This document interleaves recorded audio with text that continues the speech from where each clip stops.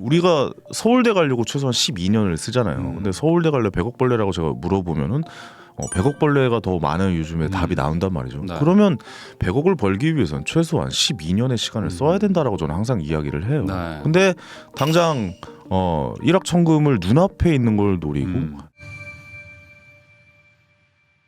그 작년 한 5월 정도에 한번 나오시고 그런 것 같아요. 거의 예. 1년 만입니다. 예. 그래서 이제 저희가 그 사이에 또 장소도 또 옮기고 그렇죠. 이렇게 해가지고 예. 새롭게 또 이제 좀 오랜만에 또 모셨는데 그동안 또 어떻게 지내셨는지. 노동 열심히 하고 있어요. 예. 제가 지난번에도 한번 네. 말씀드렸는데 노동의 시기다. 네. 지금은 사실 뭐 부동산도 이제 하락했던 시기였고 주식도 이제 박살이 지난 한 1년 반 정도 이제 네. 박살이 나던 시기였기 때문에 지금은 현금이 중요하다. 노동에 지금 충실해야 되는 시기다. 그래서 네. 저도 노동 굉장히 열심히 했습니다. 예, 노동 열심히 하고 요즘 뭐 매일경제TV에서 월화수목 저녁 7시부터 8시까지 생방도 하고 있고 그러니까. KBS에서 또 아침에 하는 경제 방송도 좀 또 죽을 맛이거든요. 아침에 일어나기. 하고 저녁에 하고. 예. 그리고 또 제 법인인 회사도 운영하고 있고 또 유튜브도 운영하고 있고 지난 1년간은 뭐 노동으로 진짜 제 몸을 굴렸다. 예. 뭐 이렇게 좀 표현할 수가 있을 것 같아요. 근데 이제 그렇게 하신 이유가 사실 요즘에 이제 투자하기가 좀 어려운 그렇죠. 시절이다 보니까. 투자하기 어렵다기보다는 그러니까 지금은 선수들의 장이에요. 그러니까 전업 투자자분들 네. 예를 들어서 주식할 때 이런 횡보장이나 상승했다 하락했다 이렇게 좀 횡보하고 있는 장들은 진짜 전업 투자자들이 그러니까 하루 종일 차트를 볼 수 있는 사람이 먹을 수 있는 장이다.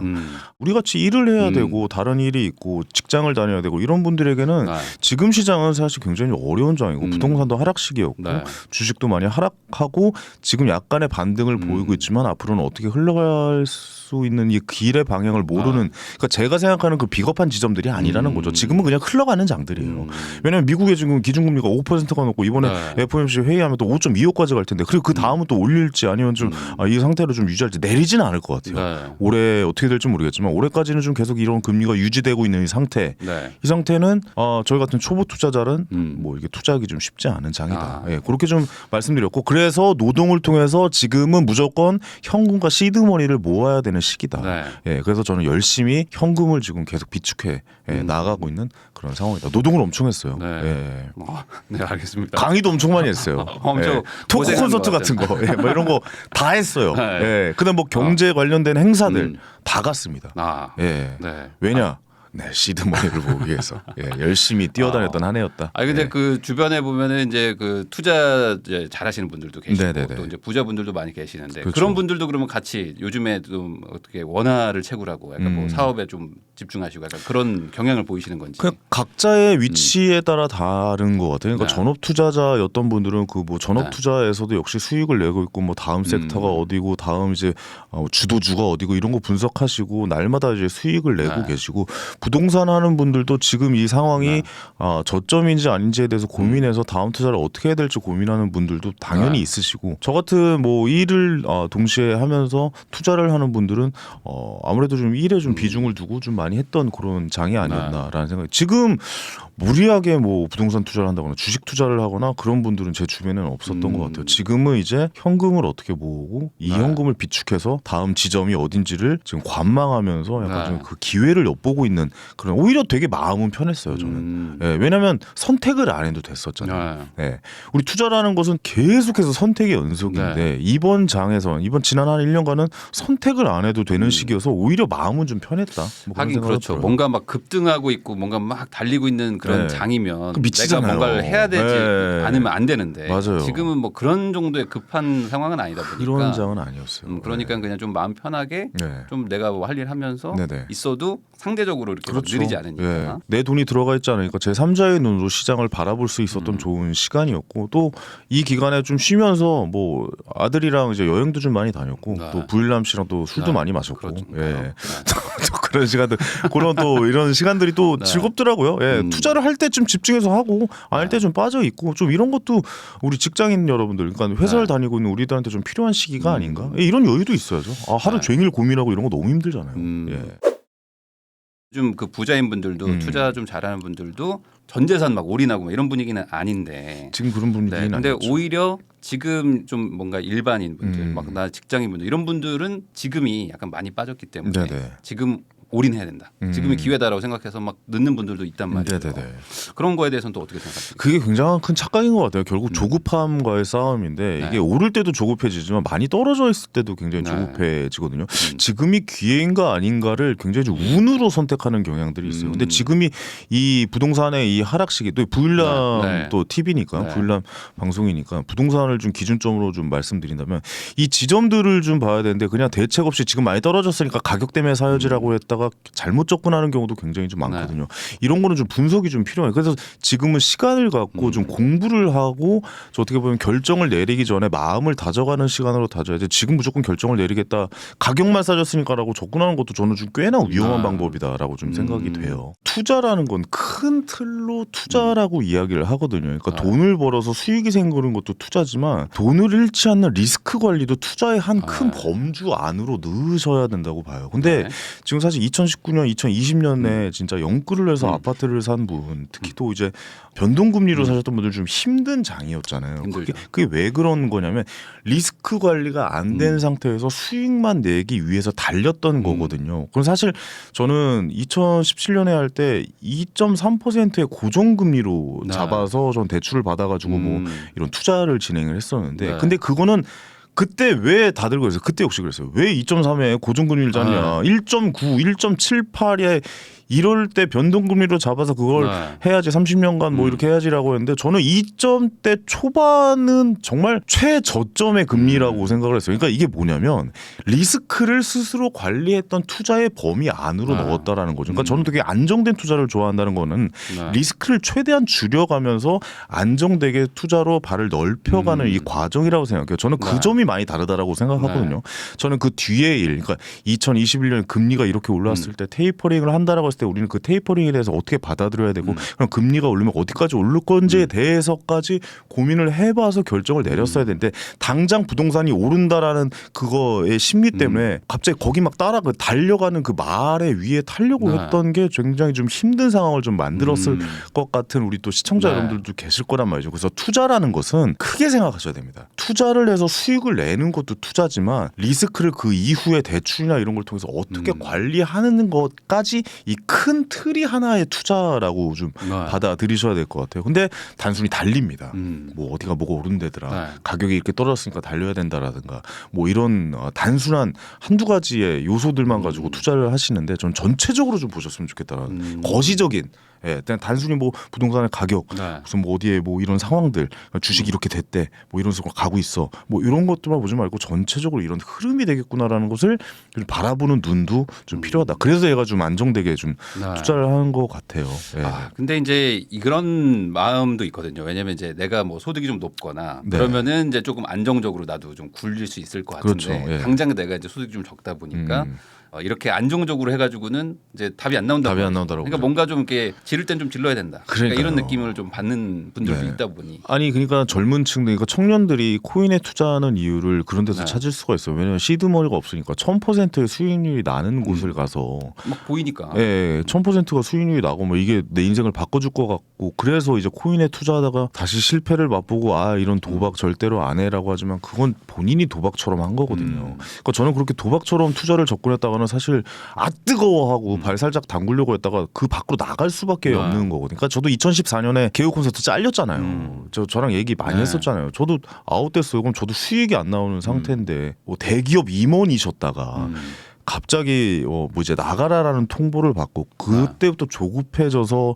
치킨집을 한다거나 갑자기 오피스텔을 사드리는 이유는 월에 발생되는 돈을 뭔가로 만들기 위해서 조급해서 하는 행동들이잖아요. 그렇죠. 근데 그 행동들이 아무런 시장 조사도 돼 있지 않고 공부도 하나도 안 된 상태에서 그 장에 진입하게 된다. 그러면 뭐 100점 100패라고 저는 봐야 돼요. 그래서 지금 급할 겁니다. 그러니까 누구나 뭐 돈이 복사되는 시기를 우리는 한번 경험을 했었고 지금 당장 뭐 내 인생을 바꾸고 싶고 뭐 이런 생각들을 많이 하는데 저는 항상 좀 길게 보셔라. 우리가 서울대 가려고 최소한 12년을 쓰잖아요. 근데 서울대 갈래 100억 벌레라고 제가 물어보면은 100억 벌레가 더 많은 요즘에 답이 나온단 말이죠. 네. 그러면 100억을 벌기 위해서는 최소한 12년의 시간을 써야 된다라고 저는 항상 이야기를 해요. 네. 근데 일확천금을 눈앞에 있는 걸 노리고 예, 뭐 이런 걸 보니까 결국 시간을 써야 되는데 시간을 쓸 생각을 안 해. 근데 또 이렇게 하면 언제 해서 언제 돈 모아, 그러니까요. 언제 네. 투자하고 언제 나는 부자가 돼라고 항상 그거 마음을 먹으시는데 저는 그 마음부터 일단 버리셔야 된다고 봐요.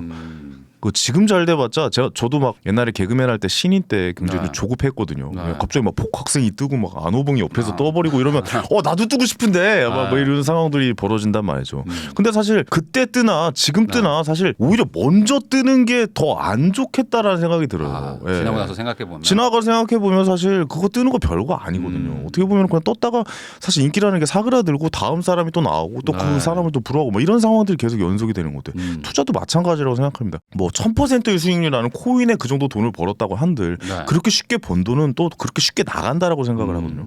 그러니까 저한테 오해를 하시는 분들 중에 굉장히 많은 분들 중에 하나가 제가 뭐 무조건 투자만 하라 이렇게 이야기를 받아들이시는 분들도 네. 있더라고요. 뭐 제가 무슨 뭐 월급은 마약이다 뭐 이런 말로 했잖아요. 네. 근데 그런 말은 그 월급은 마약이라는 말은 거기에만 젖어 있으면 안 된다라는 말이거든요. 근데 저도 잘 생각해 보시면 10년간 노동을 통해서 시드머니를 모으고 나서 투자를 했다라는 거죠. 네. 그 기간은 무조건 좀 필요하다. 노동을 통해서 시드를 만드는 시간까지 저는 투자의 하나의 큰 틀이라고 보거든요. 예. 그래서 지금은 저도 이제 노동의 시기라고 생각을 하는 거고. 그렇게 좀 진행을 해보시는 게 천천히 스텝 바이 스텝 하셔야지 갑자기 일확천금을 버셔봤자 그거 그렇게 쉽게 번 돈은 그렇게 쉽게 나가지 않나요? 저는 좀 그럴 수 그렇더라고요. 있는 것 같고. 네. 그리고 뭐 더 단단하게 하시는 네. 분들도 계시겠지만 뭐 이렇게 얘기를 할 수 있어요. 예를 들어서 뭐 100만 원 가지고 투자를 했는데 1000만 원이 됐어. 네. 그러면 그렇게 생각할 거 아니에요. 내가 이거 1000만원이 넣었으면 1억이 됐을 텐데. 그렇죠.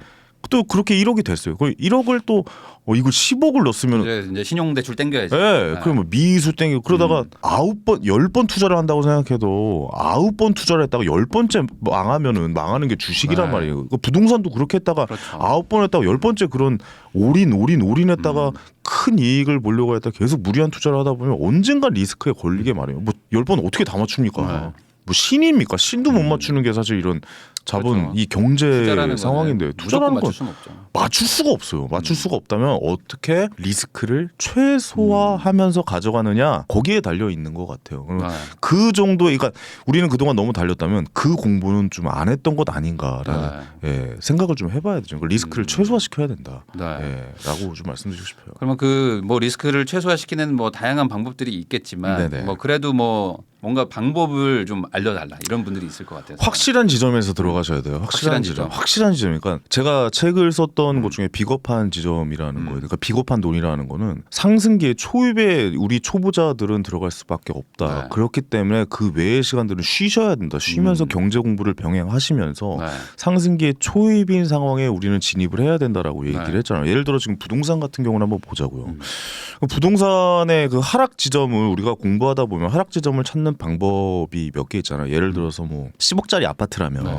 10억짜리 아파트라면 전세가가 최고일 때 한 7억 5천까지 올라왔다라고 한번 생각을 해보죠. 네. 전세가가 7억 5천이면 지금의 호가가 네. 7억 5천에 맞닿으려고 하는 그 지점들. 네. 그 저는 거기가 어떻게 보면 이렇게 골든 크로스가 일어나는 지점들. 그러니까 지금 전세가는 더 내려갔겠지만 그 전세가 최고치라고 불렀던 한때 전세가 예. 갔던 가격 그렇죠. 때. 한때 전세가 최고치였을 때의 그 가격과 지금 호가의 가격이 맞닿아서 그 밑으로 내려간다가 요 지점들 이게 첫 번째 지점이죠. 저는 그 지점이라고 보거든요. 네. 그러니까 전세가와 지금 호가를 비교했을 때 그 맞닿아 있는 그 지점들을 일단 보셔야 되고 두 번째는 규제에 대해서 세금에 대해서 이게 푼다라는 뉴스가 이렇게 갑자기 많이 나온다고라고 할 때 그 지점들이 있어요. 예를 들어서 박근혜 정부 때 최경환 부총리가 네. 나와서 지금 빚내서 부동산 사세요라는 그 지점들이 있잖아요. 그러면 그때부터는 또 왜냐면 경기가 너무 안 좋고 네. 이 정도 하락하면 더 이상 안 될 것 같다고 생각하니까 나라가 가만히 있지 않는 거거든요. 그 지점들. 그 지점들을 이제 리스크가 어떻게 되는지도 한번 봐야 되는 거죠. 네. 그러니까 세 번째는 갑자기 어느 순간 미분양 이야기가 이제 나라에서 네. 이제 계속 흘러나오는 거죠. 미분양 이야기가 계속 흘러나오면서 슬슬 이런 얘기가 나오기 시작합니다. 에어컨 무료. 네. 네. 요즘에 이제 슬슬 나옵니다. 네, 슬슬 나오죠. 에어컨 무료 다음에 뭐냐면 무료 확장이에요. 네. 발코니 무료 확장입니다. 뭐 이런 지점들. 그러니까 더 최악의 상황에서 여기서는 여러분들 빚내서 부동산 사세요라고 뉴스에 나오고 또 한쪽에서는 이런 이 마지막은 뭐냐면 분양가 대비 30% 저렴하게 네. 미분양 난 걸 팝니다라고 하는 건 네. 그땐 저점이거든요. 그때는 저는 저점이라고요. 그 밑으로 더 나올 수가 없어요. 나라에서 그걸 가만히 볼 수가 없습니다. 네. 그러니까 리스크를 관리하는 것은 그 지점까지 지켜보는 것이. 예. 근데 이제 뭐 예를 들어서 뭐 1가구 1주택을 선택하신다거나 내가 그 위에서 살겠다라고 해서 이 정도 가격이면 됐다라고 하는 사람 진입하셔도 되는 그런 상황이다라고 얘기를 하지만 이 저점은 맞죠. 완벽한 저점을 찍고 최저점에서 사서 최고점에서 팔겠다 이런 마인드 자체를 일단 버려야 되는 그거는 거고. 버려야 되죠. 이런 저점들이 주는 그 시그널들이 있단 말이에요. 네. 그러니까 그 시그널이 뭔지를 공부하면서 바라보고 리스크 관리를 이제 그런 식으로 좀 해나간다. 그러니까 저는 이 부동산 채널이다 보니까 부동산에 관련해서 말씀드리면 그런 지점들을 좀 지켜보고 있다. 근데 지금 세금이 완벽하게 그러니까 뭐 국회에서 통과가 아직 법이 좀 안 됐으니까 네. 완벽하게 세금이 인하가 된 상황은 아니고 지금 지방 그러니까 서울은 아닙니다. 서울은 전세 최고가와 그 호가가 맞닿아 있지 않아요. 아직까지 그 전세가보다 그 호가가 위에 있고 지방 쪽은 사실 밑으로 내려온 곳도 있긴 네. 있더라고요. 네. 그다음에 옛날 뭐 경제부총리가 나와서 빚내서 집 사라라고 얘기하는 시점은 아직 아니죠. 네. 그러니까 앞으로는 어떻게 흘러갈 수 있을지에 대해서 정확하게 맞출 수는 없지만 완벽한 저점인가에 대해서는 이제 스스로 생각하고 공부해야 되는 지점이다. 예. 네. 그래서 기다려야 된다. 그래서 저도 얼마 전에 깜짝 놀란 게 뭐 부일남인가는 뭐 이런저런 얘기 많이 하니까 뭐 제가 사고 싶었던 아파트에 금매가 나왔는데 네. 그 전 이제 호가가 3억 정도 됐고 막 이제 그런 관련해서 막 경매도 나오고 있고 막 그랬는데 이번에 2억 8천 정도의 금매가 나왔는데 네. 좀 깜짝 놀란 게 3일 만에 나가더라고요. 3일 만에. 그러니까 지금 이런 지점들은 뭐냐면 바닥을 좀 다지고 있는 거구나라는 네. 생각이 들더라고요. 왜냐하면 금매가 나오면 나가요. 네. 그 경매 시장 가보셨어요 요즘에? 경매도 지금 요즘 화랑이에요. 네. 결국에 그런 수요들은 계속 증가하고 있고 지금 2030들의 부동산 매수가 시작됐잖아요. 왜냐하면 취득록수가 1.1%고 네. 지금 뭐 이제 그 아파트에 뭐 취득세 뭐 감면도 해주고 그렇죠. 예, 대출 대출도 많이 이자 해주고. 이자도 굉장히 싸게 해주고 대출 이자도 오히려 소득세에 포함시켜서 할인해주겠다. 예, 뭐 그 이자 내는 것을 소득세에서 깎아주겠다라고까지 발표가 나다 보니까 지금이 기회 아닌가라는 접근을 하고 있다라고 봐요. 뭐 제가 맞출 수는 없지만 네. 바닥을 다지고 있는 지금 상황이다 부동산은. 그러면 좋은 기회가 또 올 수 있는 그런 상황이지 않을까라는 생각도 좀 그러니까 들기도 어떤 합니다. 시그널을 공부한 다음에 시그널이 올 때까지 기다리는 것도 투자인데. 그렇죠. 쉼도 투자예요. 쉬는 것도 투자라고 봅니다. 예. 근데 이제 쉬는 도중에 누가 네. 돈 벌었다, 네. 또 반등했다 이런 얘기들을 또 보다 보니까 흔들리지 마셔야죠. 그거는 왜 나도 노동해서 열심히 벌어놔야죠. 네. 왜 투자를 하기 위해서는 뭐 이렇게 노동을 해서 그동안 이제 시드머니를 더 불려놔서 그 돈으로 이제 좀 해보는 것도 좋은 그 상승기를 대비하는 지금 우리의 네. 자세다. 왜냐면 금리가 이렇게 올라가 있는데 네.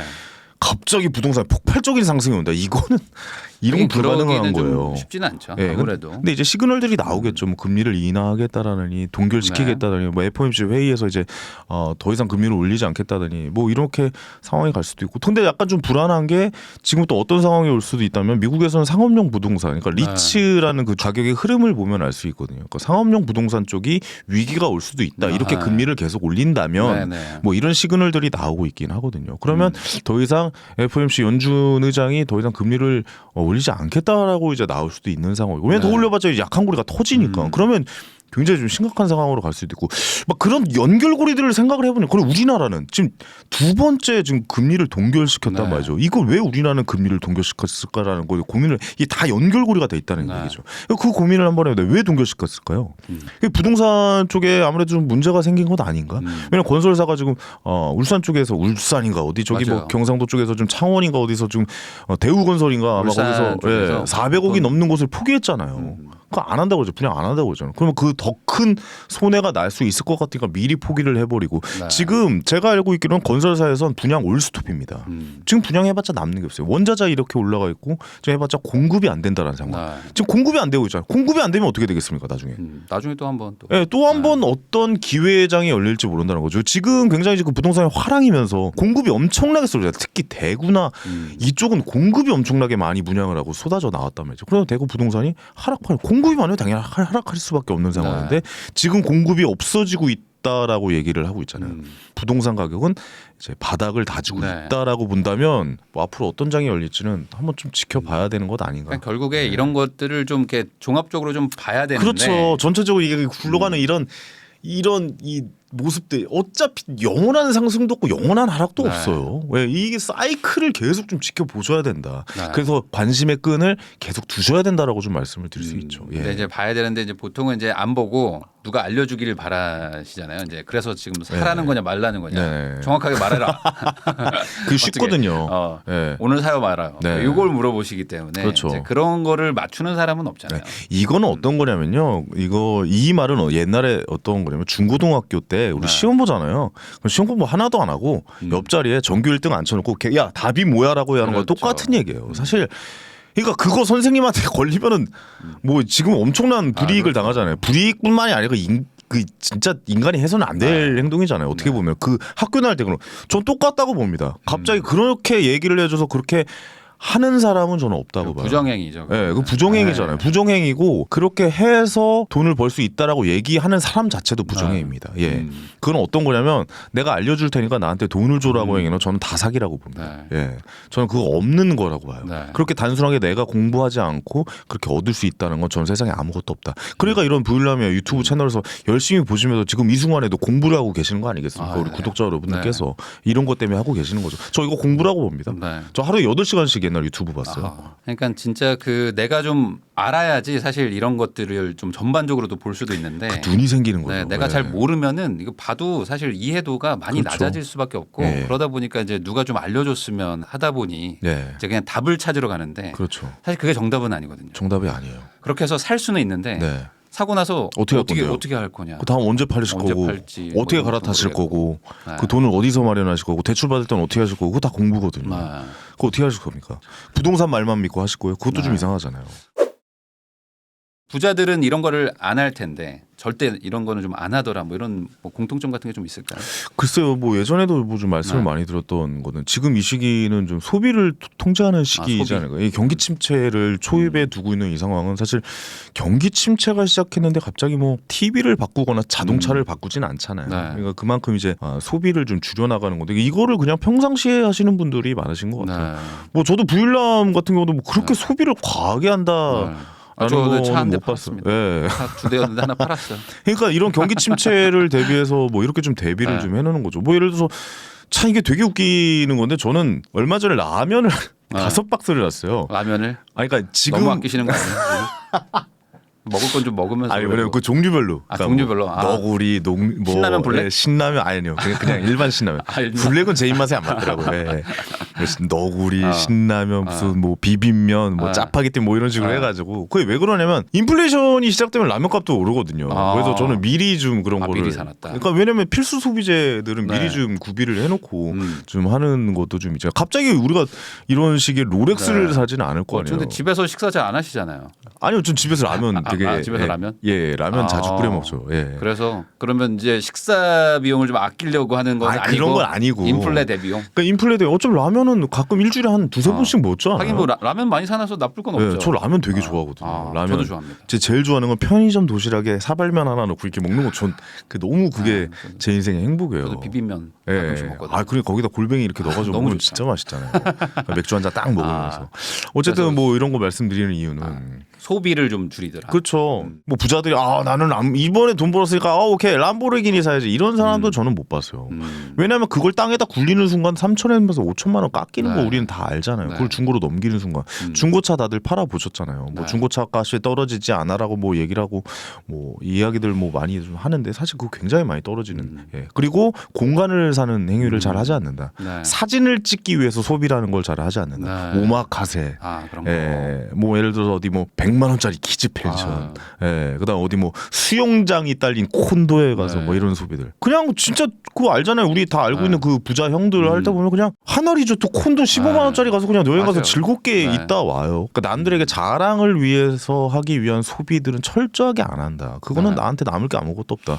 와인 같은 거 뭐 좋아하시는 분은 드시지만 네. 와인 바에 가서 내가 살 수 있는 돈을 더 줘서 더 비싸게 돈을 주고 거기다 와인을 그 사진 찍고 같이 짠 이렇게 네. 잔 이렇게 모아서 이렇게 사진 찍고 인스타 그런 거 안 합니다. 예, 그냥 진짜 좋아해서 마시는 거고 네. 좋아해서 그냥 어디 뭐 마트 가서 사가지고 마시기도 하고 그런 거지. 남아 남에게 보여주기식 소비를 하지 않는다. 네, 보여주기식 소비는 절대 하지 않는 것 같아요. 예. 부일남 씨도 남에게 보여주는 소비 잘 안 하시잖아요. 저도 이제 인스타 같은 거를 잘 안 하거든요. 네. 뭐 있긴 있는데 네. 이게 잘 이제 천성에 좀 안 맞아가지고 그렇죠. 뭐 가끔씩 뭐 올리지만 거의 잘 안 올리고 사진을 잘 안 찍긴 합니다. 그렇죠. 네. 저도 거의 돈 쓰는 게 없어요. 돈 쓰는 게 유일하게 애기랑 네. 어디 뭐 뮤지컬 보러 가고 뭐 공연 보러 가고 네. 어디 뭐 이제 양평 이런데 네. 거기 넓은 그 뛰어놀 수 있는 곳 거기 커피숍 그러니까 네. 뭐 거기 펜션도 안 가요 비싸도 그냥 네. 커피숍 같은 데 가면 거기 잔디밭 넓은데 많은데 아. 있거든요. 그런데 다니고 네.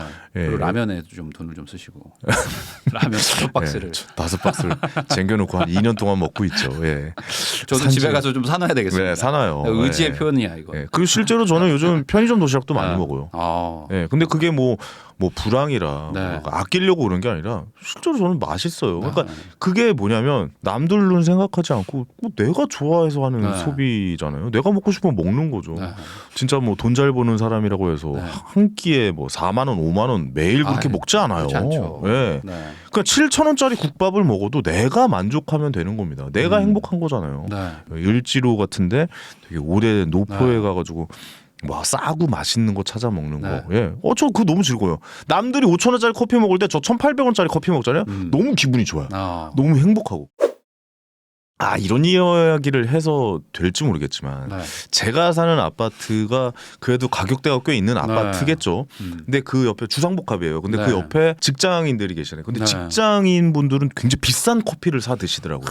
근데 그 아파트 주민들은 굉장히 싼 커피를 먹어요. 저 이게 되게 좀 뭐랄까 좀 아이러니하다라고 네. 좀 생각을 물론 그분들의 이제 자산이 수준이나 이런 건 잘 모르겠지만 내 시간과 노동을 회사에 팔아서 받으시는 월급이 있으실 텐데 그 월급의 일정량을 밥값과 커피값을 합쳐보면 그것도 꽤 그렇죠.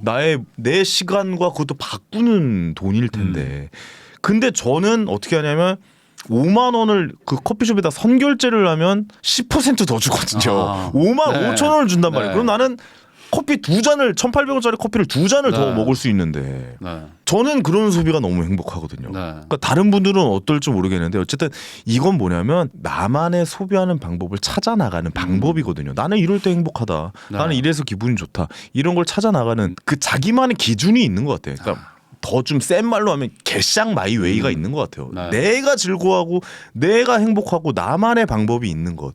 그 나만의 방법으로 나만의 부자가 되는 법.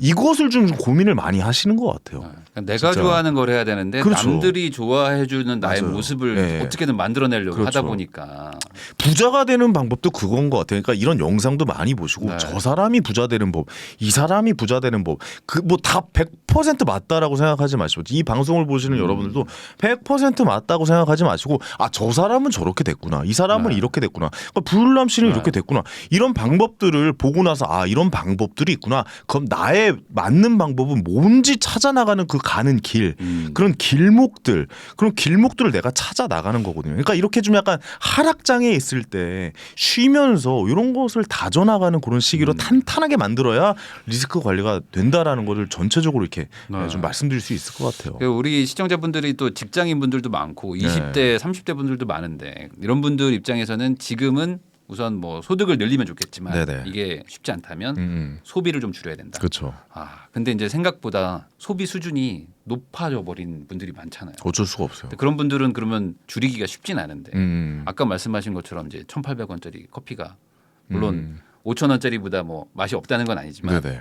갑자기 줄이기가 쉽지가 않잖아요. 네네네. 그러면 이렇게 줄일 수 있다라는 거는 반대로 어딘가에다가 마음을 뭔가 주고 있는 게 있지 않고서는 이게 확 줄이기가 어려운데 이게 공모에서 하는 소비라고 저는 표현을 하거든요. 이거는 제가 경험해 봤기 때문에 진짜 다 말씀드릴 수 있는데 저 개그 콘서트 할 때 네.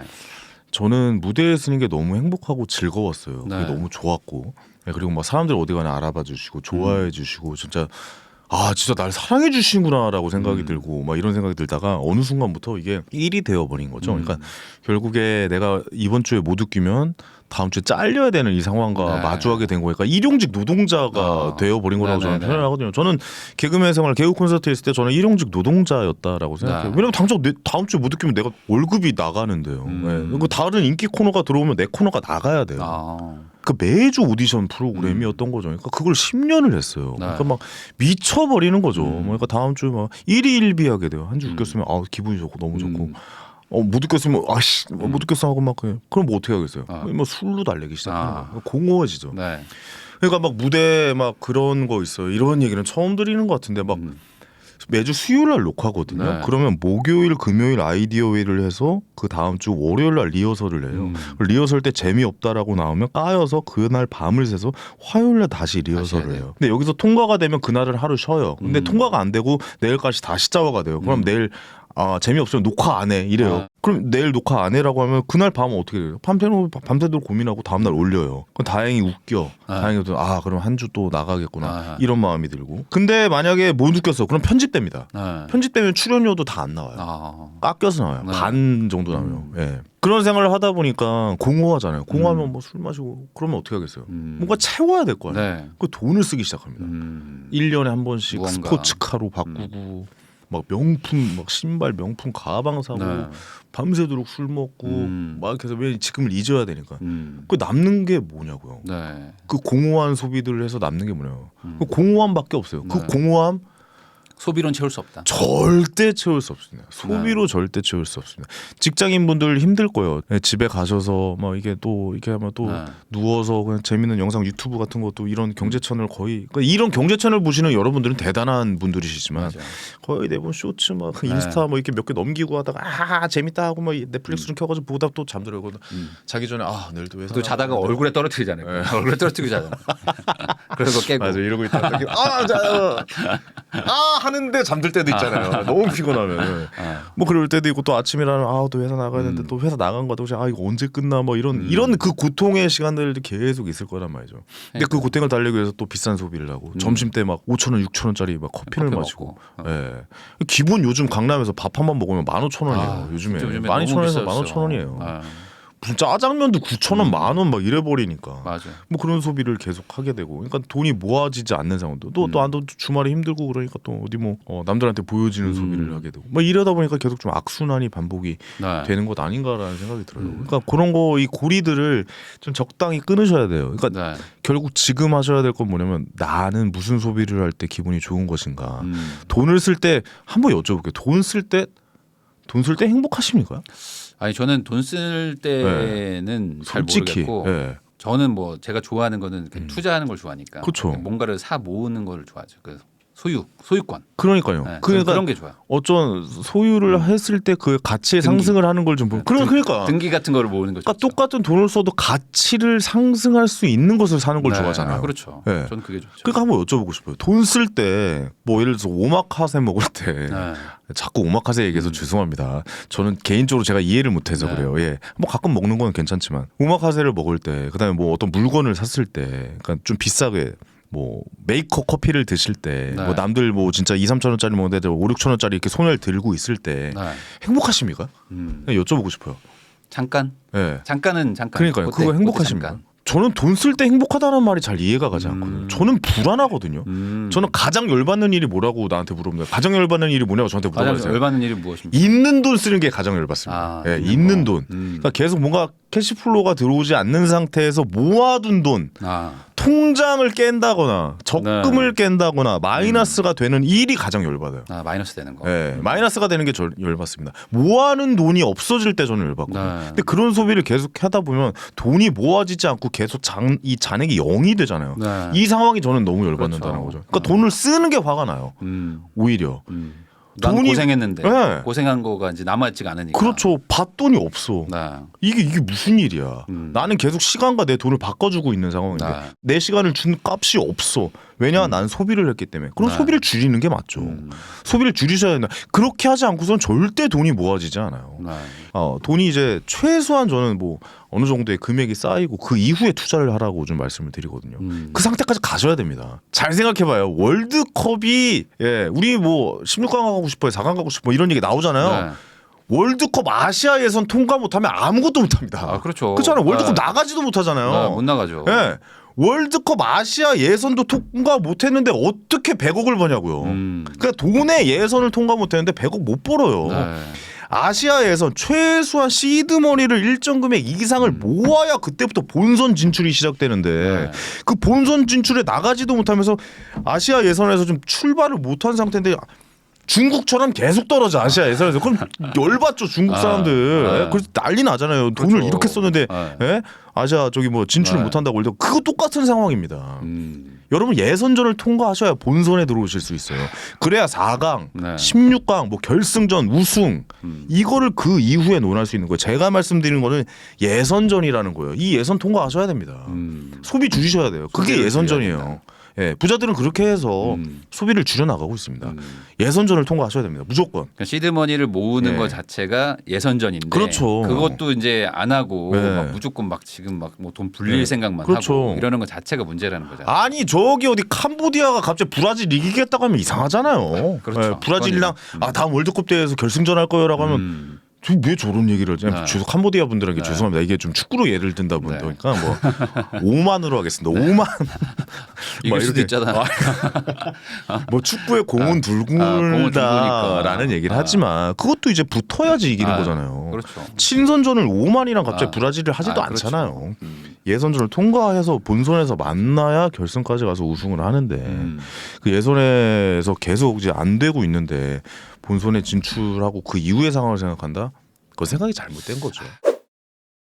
그 말씀하신 것처럼 이제 시드머니가 제일 중요하다는 거에 대해서는 다들 이제 좀 아는데 지금 이 시기는 더 중요해요. 근데 이게 네. 너무 작다 보니까 네네. 특히 이제 상대적으로 요즘에 이제 자산 가치가 막 많이 올라가면서 네네네. 지금 이제 모으는 분들 입장에서는 야, 이건 모아서 언제 그 뭐 돈이 되냐.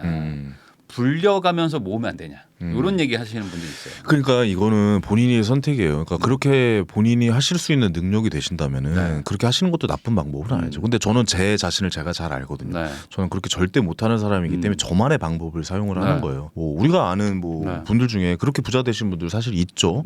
뭐 예를 들어 주식에 단타를 쳐서 어느 정도의 수익을 내고 또 수익을 내고 뭐 하루에 막 3%의 수익을 내서 뭐 복리를 해서 뭐 어느 정도의 1년에 막 10배씩 예, 뭐 그렇게 불릴 능력이 되시면은 그렇게 하시는 게 맞는데 나는 과연 어떤 성향의 투자가 맞는가?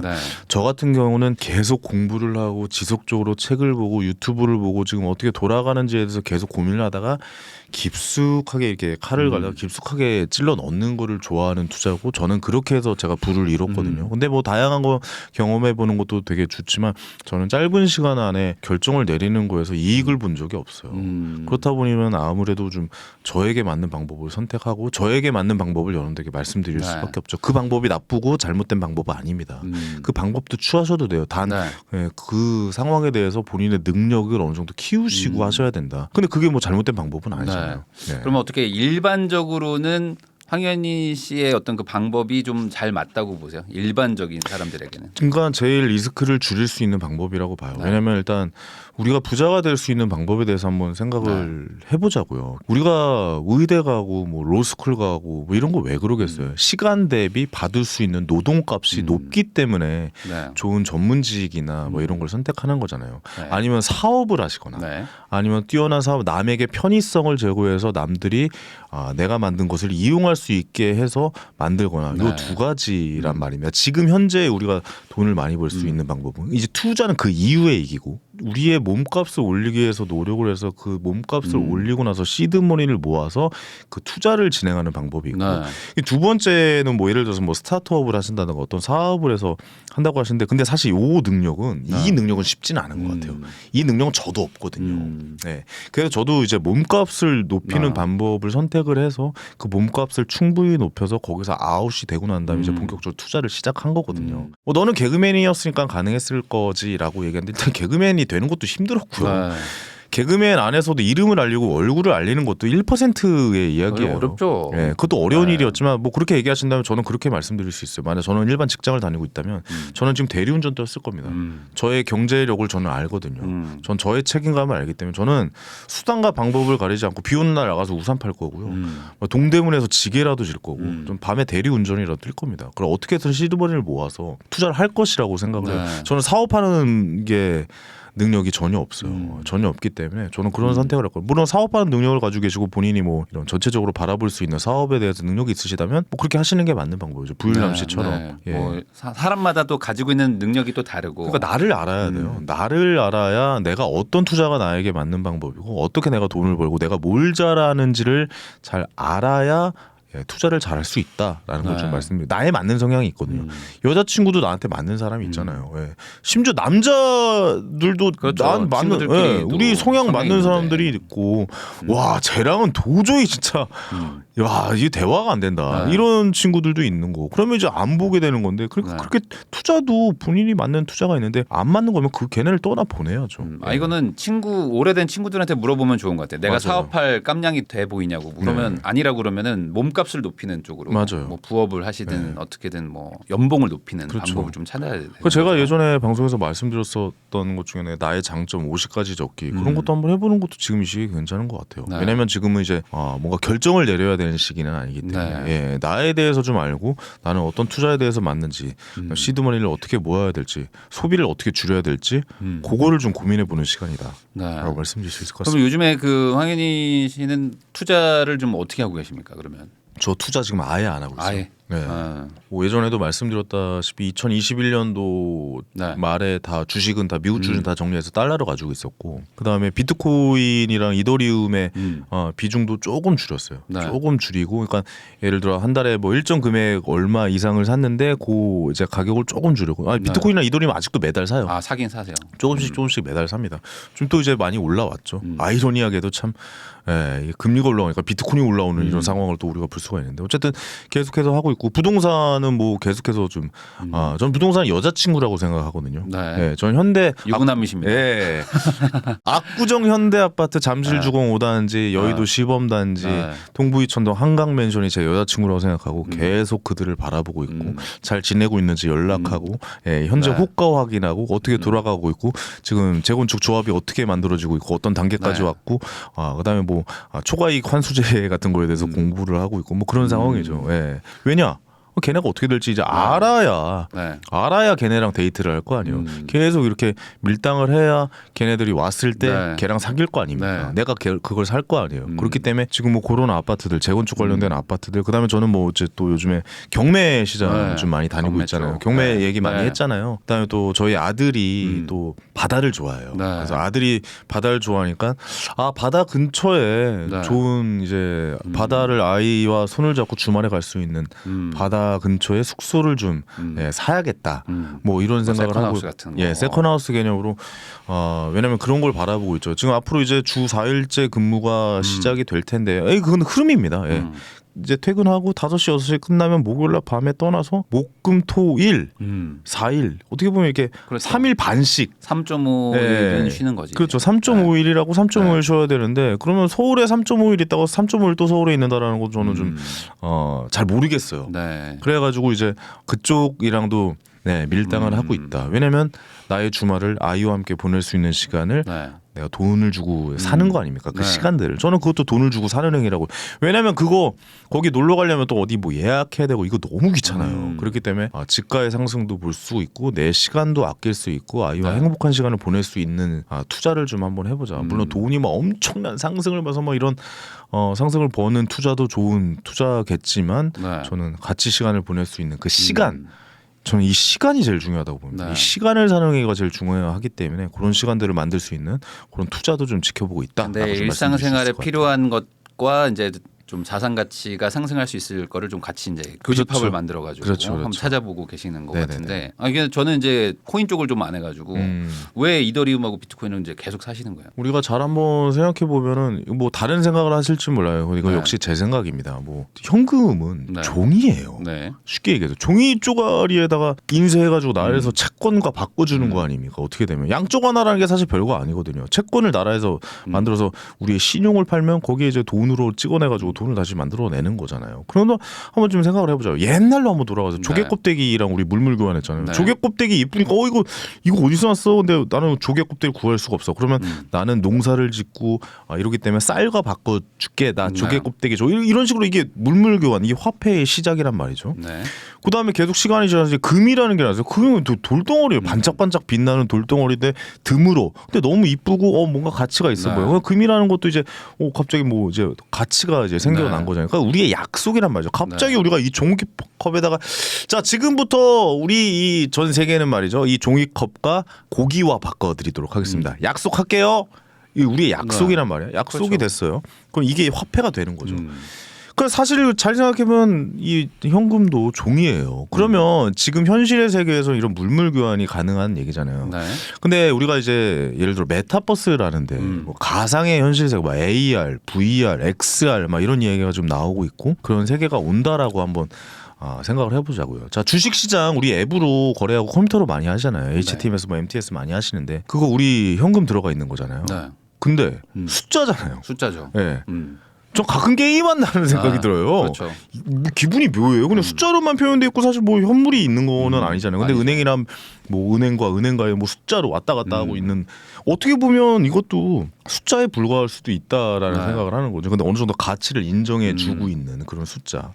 카드 포인트도 우리가 뭐 예를 들어 뭐 아시아나항공, 뭐 대한항공 마일리지 비행기표랑 바꿔주잖아요. 그거 그냥 마일리지 숫자를 주는 거예요. 근데 그만큼의 가치를 부여해 주는 거잖아요. 그 숫자에. 카드 포인트 쓰면 카드 얼마 뭐 몇 퍼센트 붙습니다라는 것도 그 포인트에 대한 가치를 부여해서 어떤 몰 같은 데서 상품과 바꿔주는 거잖아요. 왜냐? 거기에서 그 숫자의 의미를 부여해서 우리가 약속을 한 거니까. 약속을 했으니까. 자 이제 그런 사회가 온다라고 생각을 해봤을 때 우리가 그러면 거기에서 우리가 뭐 VR에서 가상 세계에 이렇게 와 있고 뭐 우리 매트릭스 같은 거 생각해보면 가상 현실이잖아요. 막 이렇게 쓰고 있다 하는데 현금을 여기 기계에다 넣습니까? 현금을 넣어서 거기도 진짜 돈을 보내지는 않잖아요. 거기도 역시 뭔가가 약속이란 게 분명히 생긴다라는 거죠. 솔직히 말씀드리면은 좀 나라에서 이제 맡고 있는 거지 아마존에서 코인을 발행한다. 네. 그러면 사실 게임 끝이죠. 왜냐 아마존에서 어떤 것든 거래가 가능하잖아요. 뭔가 거래가 가능하고 왔다 갔다 할 수 있는 그런 상황. 애플페이, 애플 코인, 테슬라 코인, 테슬라가 심지어 비트코인이랑 차를 바꿔준다라고 한번 얘기를 했었고 그렇게 뭔가 그런 미래의 어떤 가상의 현실과 이런 상황에서 뭔가 쓸 수 있는 뭔가를 만들어내고 게임을 했을 때 자 저희 게임 이 플랫폼은요 여러분들이 게임을 하시면은 게임을 해서 시간을 많이 보내서 뭐 이런 돈을 모아오잖아요. 그럼 게임 아이템 이것과 바꿔드리겠습니다. 이것도 거래가 되는 거잖아요. 그렇죠. 근데 알고 봤더니 이걸 현금으로 내가 $100 주고 샀던 아이템인데 이 코인을 계속 가지고 오면 $100의 가치를 주는 거예요. 그렇죠. 그러면은 미래의 사회에서는 뭔가를 가치를 보여하고 누군가 약속을 하고 그만큼의 교환할 수 있는 수단과 방법을 준다면 그것은 화폐로서 인정을 받는다는 것 아니에요. 지금은 물론 이해가 안 되고 그런 일은 불가능하다라고 생각할 수 있지만 한번 나중을 생각해 보자는 거죠. 미래. 네. 왜 너 이 매달 사 모으냐라고 저한테 물어본다면 미래에 바뀔 수도 엄청난 상승을 볼 수도 있는 이런 가치에 소외가 될 수 있다라는 거죠. 아무런 대책을 세워놓지 않고 아무런 노력을 하고 있지 않으면 이게 비트코인이 앞으로 반감기가 오고 비트코인은 이제 제한된 한정된 재화라는 거죠. 그러니까 어느 정도 찍어내고 그 이후로 안 찍는다라고 이제 얘기가 나오고 있잖아요. 그렇다면 그거를 살 수 있는 지금 환경이고 그다음에 뭐 물물 교환의 가치가 있고 나중에 그런 세상이 열린다면은 내가 그걸 안 사놓는다면 그때 이제 그 얘기가 나오죠. 살 걸, 팔 걸, 말 걸, 껄무새가 또 나온다는 거죠. 저는 라면의 법칙이라고 얘기해요. 그때 비트코인을 샀더라면 라면을 좋아하시나요? 좋아요, 진짜 좋아요. 네. 점심 라면 드시죠. 이게 뭐냐면 그 어떤 제가 웹툰에서 봤는데 어떤 꼬마가 뭐 산신령님이 나와가지고 막 너 소원이 무엇이냐 그러면 저 2017년으로 돌아가고 싶어요. 너는 왜 2017년으로 돌아가고 싶으냐? 저는 그때 가서 코인을 살 거란 말이죠. 그렇다면 너에게 소원을 들으려 그 비트코인의 가격을 2017년의 가격으로 만들어주마 하고 뽕 터졌는데 얘가 살까? 뭐 이러고 있는 그 가격이 와도 못 산다라는 거죠. 지금 어차피 그때로 가도 못 산다라는 거예요. 마음이 그렇게 먹여져 있으면은.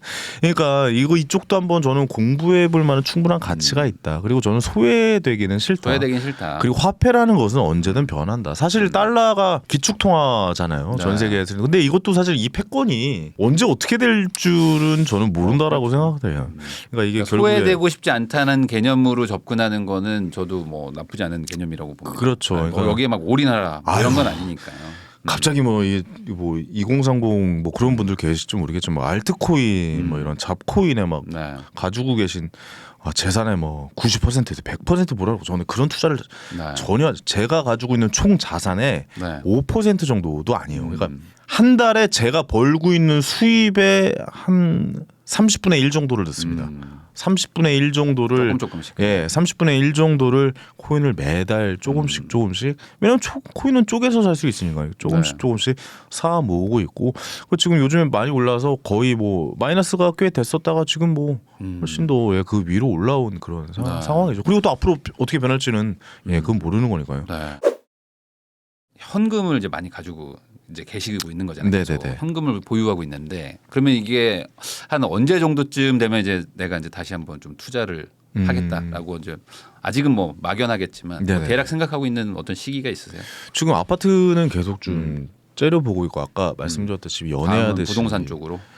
그건 미국 모르겠어요. 주식도 옛날에 좀 하셨었잖아요. 네, 그러니까 그 말씀도 좀 드릴 건데 주식은 지금 좀 알 수 없는 시기예요. 그러니까 지금 주식은 초보자가 투자하기는 정말 어려운 시기거든요. 왜냐하면 금리도 지금 거의 뭐 상방을 거의 다 찍었고, 근데 요 다음 스텝은 어떻게 갈지 좀 봐야겠죠. 연준에서 어떻게 얘기하고 뭐 이런 상황을. 그러니까 지금은 약간 알 수 없는 상황이라는 거죠. 그러니까 그 코로나 19의 그 엄청난 하락장에 저는 투자를 했었는데 그런 하락장이 또 오지 않으리라는 법은 저는 없다라고 보거든요. 그 모든 가능성을 열고 생각을 해야 되겠지만 지금 국내 주식장도 굉장히 좀 좋게 흐름이 가고 있어요. 혹시 기억나실지 모르겠지만 2008년에 베어스턴스인가요? 그 은행이 파산이 나고 나서 똑같아요. 이번에는 일요일 날 발표났어요. 나라에서 뱅크런을 막아주기 위해서 뭐 예금자 보호를 해주겠다라고 발표가 나고 3개월 동안 주식이 올랐어요. 그리고 나서 서브프라임 모기졸이 3개월 후에 발생했거든요. 그리고 나서 대폭락. 완전 전 세계 금융 위기가 왔죠. 왜냐하면 이제 그 이후로 이제 줄도산 얘기가 나오면서 뭐 금융이 이제 파산했다, 뭐 이 시스템이 마비가 된다부터 막 진짜 전 세계가 망할 것 같은 그런 분위기가 있었거든요. 근데 이번에 사실 비슷했어요. SVB 실리콘밸리 은행이 뭐 망한다고 했을 때 이번에도 일요일 날 나와서 다 막겠다. 다 뱅크런 일어나지 않게 모든 다 예금자 보호를 해주겠다. 그리고 나서 CS 사건이 터지고 역시 뭐 나라에서 인수라고 어느 기업에서 인수라고 뭐 다 예금자 보호를 해주겠다라고 막았는데 도이치뱅크는 뭐 썰만 있었지만 좀 위기다라고 얘기가 나오고 지금 상업용 부동산도 위기가 올 수 있다라고 얘기가 나왔는데 다 잘 막았어요. 그래서 이제 주식이 지금 한 달 반 가까이 올라가고 있거든요. 저번에도 아까도 말씀드렸죠. 서브프라임 모기존이 3개월 후에 터지면서 갑자기 저는 이런 상황들을 다 보고 있거든요. 그러니까 알 수 없는 상황이라는 거죠. 주식도. 그래서 주식을 저는 지금 제 돈을 주식에다는 못 넣겠어요. 그러니까 초보자인 우리들은 이런 지점들을 리스크들을 지켜볼 필요가 있다. 물론 저는 되게 보수적인 투자자가 맞습니다. 보수적으로 좀 지켜볼 필요가. 내 피땀 눈물을 내가 아까도 말씀드렸잖아요. 내 몸값을 키워서 10년 넘게 모았던 시드머니를 이런 거에다 날리면 안 되잖아요. 그렇기 때문에 더 조심히 좀 접근을 하는 것도 있거든요. 그래서 주식은 저는 아직까지는 투자를 못 하겠다라는 게 저의 결론이고 그렇다면 이제 부동산 쪽을 계속 좀 바라보고 있는데 부동산이 요 정도로 마무리가 된다. 물론 다 연관이 있습니다. 주식도 주식이 더 떨어지면 부동산도 이제 더 심각한 상황이. 물론 주식이 더 선반영 되겠지만 그 이후에 뭐 부동산도 그래서 저는 이제 주식과 부동산을 다 좀 지켜보고 있는 그런 상황이다라고 좀 말씀드리고 있어요. 기다려서 뭐 조금 뭐 올라가는 걸 놓치더라도 상관없습니다. 놓치더라도 상관이 없다. 이거는 제가 지금 돈 벌 수 있는 시장이 아닙니다. 이거 놓치면 그건 제 시장이 아니에요. 그렇죠. 저는 그래서 뭐 놓쳤어 이 괴로운 게 아니라 이거 역시 내가 돈 벌 수 있는 시장이 아니었구나. 정확하게 내 흐름에 맞춰서 투자를 하셔야 된다는 것도 좀 말씀드릴 수 있을 것 같습니다.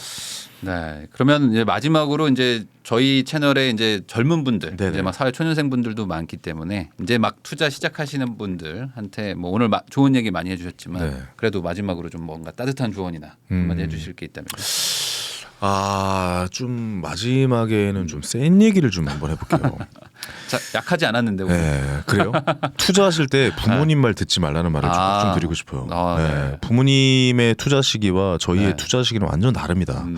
주식 투자하지 말고 사업하지 말고 적금 들고 예금 들고 그리고 돈 차곡차곡 모아서 보통은 뭘 하지 말라고 하시죠. 보통. 따박따박 차곡차곡 이런 얘기 많이 하시잖아요. 이제 그 시대는 아닙니다. 그때는 금리가 15%에서 20% 많이 받으면 뭐 25% 막 이런 시기였기 때문에 그때 1억만 넣어도 뭐 한 160만 원씩 나오는 시기. 그때 160만 원이면 사실 살던 세계예요. 그때 당시에는 이 근로소득, 노동소득만 가지고 우리는 지독히도 노동 소득만을 굉장히 강조해 왔어요. 왜냐하면 네. 그래도 살 수 있었으니까요. 그동안은. 근데 지금은 완벽하게 노동 소득만으로 지탱할 수 없는 사회입니다. 소득이 많습니다. 이자 소득, 배당 소득, 네. 뭐 주식, 뭐 투자 소득, 뭐 부동산 소득, 임대 소득 이런 많은 소득 중에 우리는 왜 항상 노동 소득만을 네. 예, 강요받아 왔을지에 대해서 한번 좀 고민해 봐야 되는 시기가 왔거든요. 왜냐? 노동만으로 지탱할 수 있는 시대가 미래에 열리지는 않는다. 네. 이제 AI가 발전하고 지금 실제로 고민을 하기 시작하더라고요. 제 친한 세무사랑 회계사 친구들, 뭐 변호사 친구들 이제 고민하더라고요. AI가 어떻게 되냐, 들어오면 이제. 실제로 세무사 애들 3.3%라는 3.3이라는 그 네. 앱이 나오고 나서 굉장히 오이씨 이 뭐야 막 이렇게 고민하는 친구들도 많아요. 그러니까 고소득을 거둘 수 있는 자격증을 가지고 있는 친구들도 그런 고민을 하고 있는 상황에서 네. 과연 노동으로서만 내 삶을 지탱하는 것은 맞는가라는 생각을 해보게 됩니다. 부모님이 그동안 얘기하셨던 노동소득만을 강요하는 그 시기, 그 시기는 이제 떨쳐 버리셔야 된다. 네. 그래서 부모님 말 듣고 투자하시면 이제는 안 된다. 내가 내 스스로를 자립하고 독립할 수 있는 완벽한 그 상황을 만들어 보셨으면 좋겠다. 그렇게 좀 젊은 청년분들한테 좀 말씀드리고 네. 싶어요. 공부 많이 하셔야지 네. 되는 게 투자라는 거. 그렇죠. 그러니까 그만큼 아까 말씀하신 것처럼 그 서울대 가려고 12년 공부하듯이 우리도 투자 공부하는 것도 정말 수년에 걸쳐서 그리고 어찌 보면 평생에 걸쳐서 해야 된다는 거를 꼭 명심하시고 공부 많이 하시고 이제 투자하시면 좋겠습니다. 그 공부가 재밌어야 됩니다. 아 그렇죠. 네. 아 그래야죠. 그렇죠. 그리고 재밌습니다. 근데 이제 돈 버는 거. 성과가 나오면 더 재밌습니다. 아 그렇죠. 자기 개발의 시기입니다. 네. 내가 뭘 잘하는지, 내 다음 투자를 어떻게 해야 되는지 지금 이제 계획을 세우고 약간 좀 마음을 다져가는 그런 식으로 네. 여겨 보셨으면 좋겠어요. 그래서 황 의원님 나중에 이제 투자하실 때는 또 나오셔서 나올게요. 나와서 얘기할게요. 저 투자했습니다. 이제 네. 시작합니다라고 또 네. 얘기를 해주실 테니까 네네네. 또 그때까지 또 저희 공부 열심히 하고 있으면 될 것 같습니다. 네. 다시 한번 나와주신 황 의원님 감사드립니다. 네. 출연료 얼마인가요? 없습니다. 고생 많으셨습니다. 감사합니다. 감사합니다.